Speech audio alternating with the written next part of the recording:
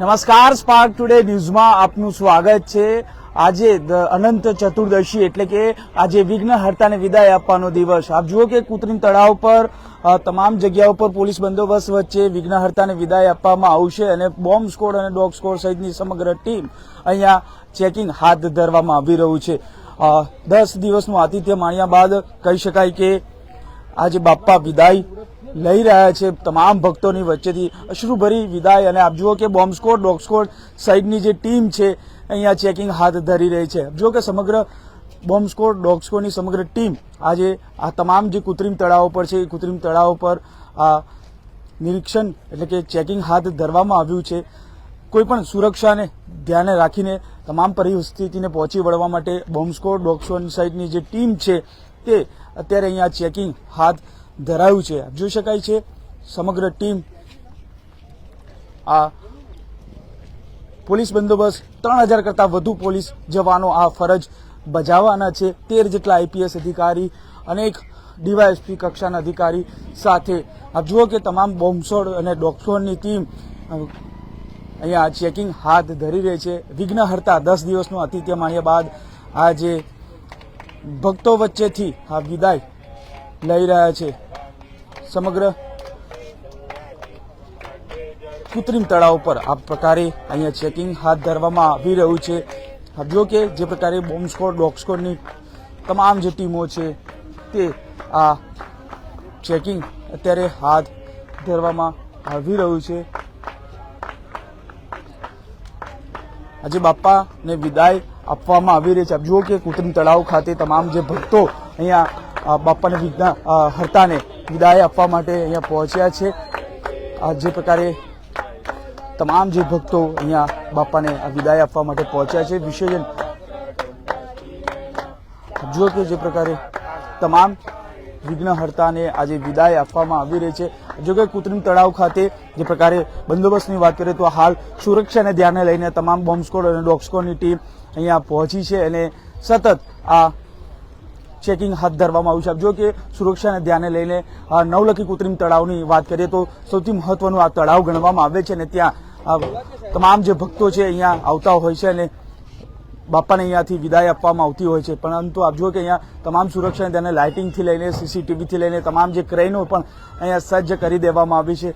તમામ જગ્યા પર આપ જુઓ કે સીસીટીવી પણ અહીંયા મૂકી દેવામાં આવ્યા છે સુરક્ષાને ખાસ કરીને ધ્યાને રાખીને તમામ જગ્યા પર બોમ્બ સ્કોડ અને ડોગ સ્કોડની ટીમ પણ અહીંયા પહોંચી હતી અને આપ જોઈ શકાય છે કે તે ટીમો હાલ ચેકિંગ કરીને રવાના પણ થઈ રહી છે। એટલે પરિસ્થિતિ કોઈ પણ પરિસ્થિતિને પહોંચી વળવા માટે આપ જુઓ કે વિઘ્નહર્તાને આજે વિદાય આપવામાં આવી રહી છે અને વિઘ્નહર્તા આજે ભક્તો વચ્ચેથી વિદાય લઈ રહ્યા છે। ગણપતિ બાપ્પા મોરયા, અગલે બરસ તું જલ્દી આના તેવા નારા સાથે આજે ભક્તો આ બાપ્પાને વિદાય આપી રહ્યા છે। સૌથી મહત્વની વાત એ છે કે અનેક રજીસ્ટર એટલે કે જે લોકોએ પરમિશન લીધી છે એવા અનેક ગણેશ મંડળો સાથે નાના મોટા થઈને અનેક પ્રતિમાઓ ગત વર્ષની જો વાત કરીએ તો 7,500 કરતાં વધુ અહીંયા પ્રતિમાઓનું વિસર્જન નાની મોટી પ્રતિમાઓનું વિસર્જન કરવામાં આવ્યું હતું અને આ પ્રતિમાઓ આપ જોઈ શકાય છે કે જે એક બાદ એક હવે જેમ જેમ દિવસ પસાર થશે તેમ તેમ તમામ જે પ્રતિમાઓ છે એ એટલે કે વિઘ્નહર્તાને વિદાય આપવા માટે તમામ ભક્તો અહીંયા તળાવ ખાતે પહોંચશે। સૌથી આ મહત્વનું તળાવ એવું નવલખી કૃત્રિમ તળાવ ખાતે તમામ વ્યવસ્થાઓ અહીંયા કરી દેવામાં આવી છે અને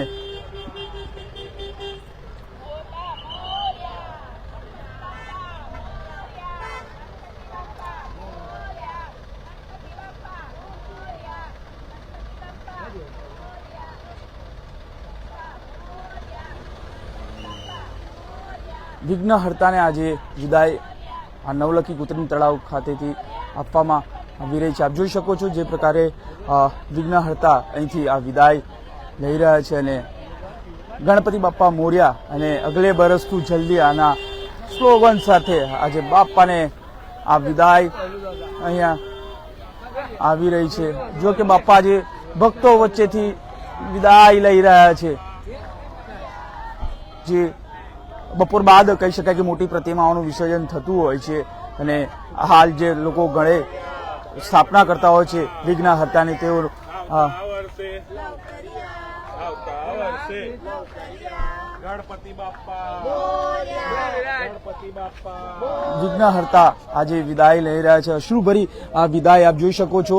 આ તમામ જે બાપ્પાને આ વિદાય આપવામાં આવી રહી છે.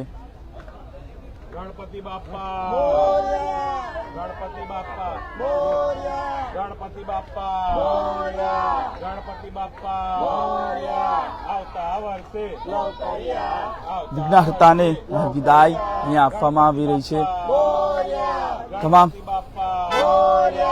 જો કે ગણપતિ બાપ્પા મોર્યાના નાદ સાથે નાના બાળકો પણ બાપ્પાને વિદાય આપવા માટે પહોંચ્યા છે. સૌથી મહત્વની વાત છે 10 દિવસનું આતિથ્ય માણ્યા બાદ જો કે બાપ્પાને અશ્રુભરી આ વિદાય ભક્તો આપી રહ્યા છે. કહી શકાય કે આપ જો કે બાપ્પાને અશ્રુભરી આ વિદાય બાપ્પાને વિદાય ગણપતિ બાપ્પા ગણપતિ બાપ્પા જ્યારે પણ ઘરે કોઈ ભક્તો કંઈ પણ આવતું હોય તો તેનું સ્વાગત થતું હોય છે. જ્યારે પણ આપણા વચ્ચેથી વિદાય થતા હોય છે ત્યારે ભગવાન વિઘ્નહર્તા અને આ અશ્રુભરી વિદાય ભક્તો દ્વારા અહીંયા આપવામાં આવી રહી છે. જોઈ શકાય છે જે અશ્રુભરી આ વિદાય ભગવાન વિઘ્નહર્તા આપણી વચ્ચેથી આજે ગણેશ ભક્તો આજે વિદાય આપી રહ્યા છે બાપ્પાને. અને જોઈ શકાય છે જે પ્રકારે અહીંયા પ્રશ્ન આવતા વર્ષે ગણપતિ બાપ્પા